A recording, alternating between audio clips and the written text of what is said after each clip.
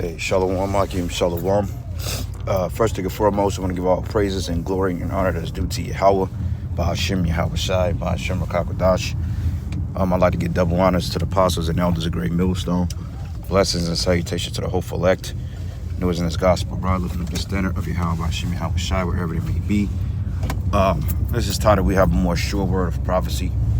Okay, according to, I think it's 1 Peter, the first chapter, verses 19, 1 and 19, 1 and 20.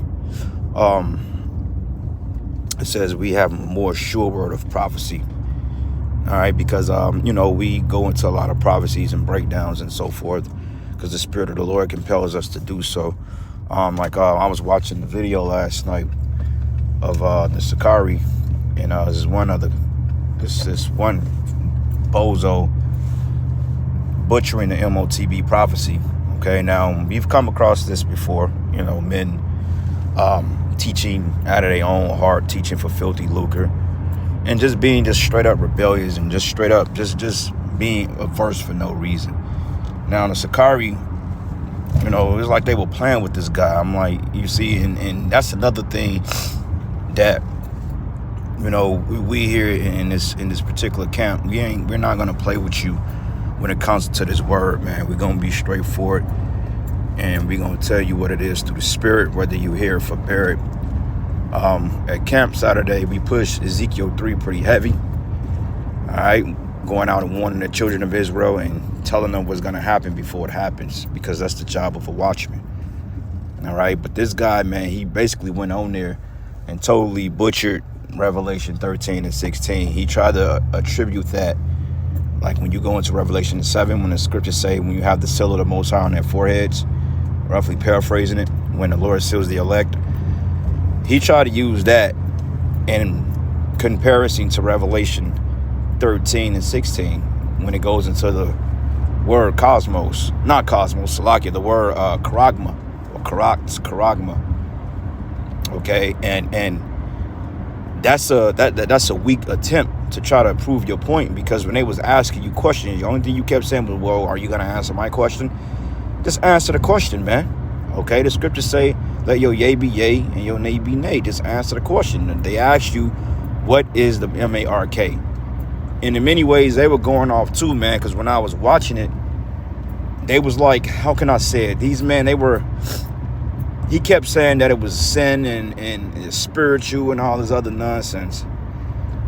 And they said, I'm trying to think, one thing that Hakah said, I think he said, okay, so is it sin, or is it a sin to take it, or something to that effect? I can't recall it.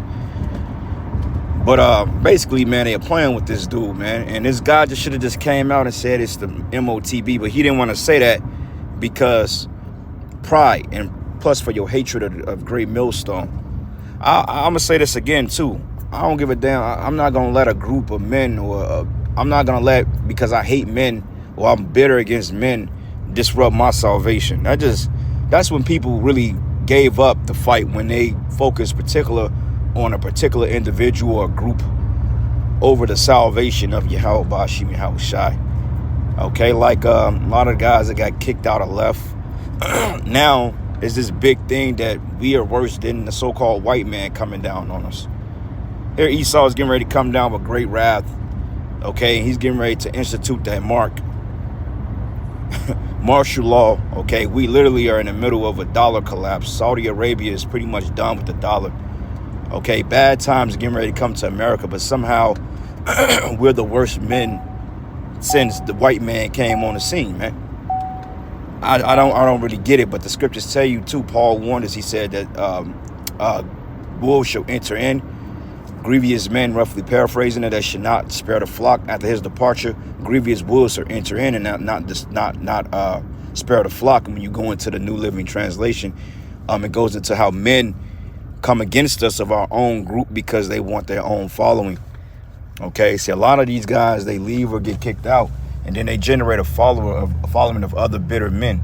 Okay, no matter what the doctrine is, as long as they have a hatred towards us and men in the camp, we all cool. Here, he could teach the MOTB is sin. He could teach the MOTB is fucking watching X, Y, and Z. He could teach the MOTB is biting a white woman lip. all this other nonsense, and that's tolerable. But they got one thing in common. Oh, well, we gonna hate the men who we came up under. Which shows you that's a weak attempt. That's a nigga mindset, man. All right? That is what that is.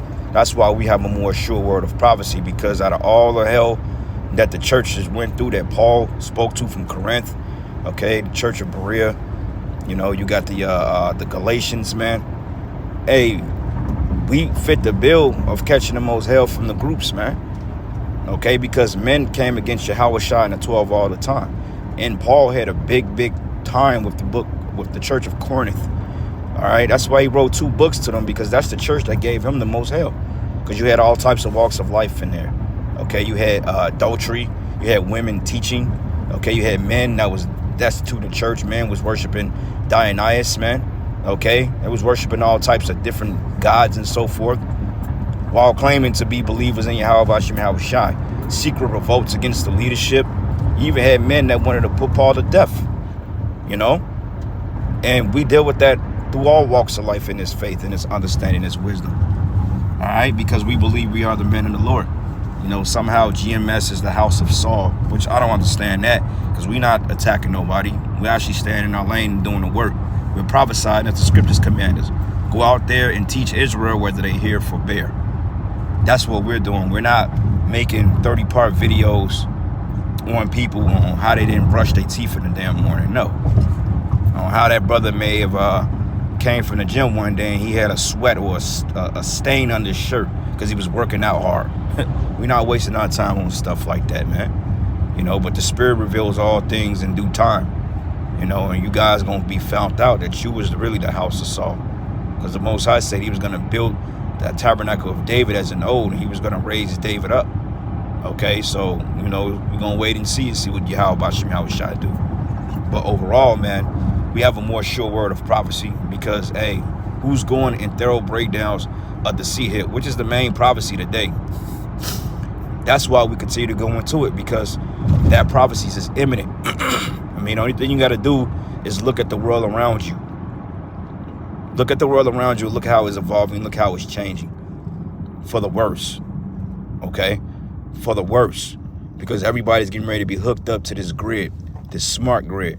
This is why they're going to have rolling blackouts. Because they want to do away with this infrastructure to build up the next infrastructure for their NWO to come. If you believe that. All right? So, teaching the MOTB is sin. It's spiritual, Mark. I don't understand how that's spiritual. I mean, it's just plain as day. Just go into the root words. All right, but Jake like to be complicated because, you know, like I said, the hatred for the men of the Lord. And that's what it's all about. People would deliberately twist the doctrine to make it about themselves because of their hatred. It's not about Yahweh Shai no more.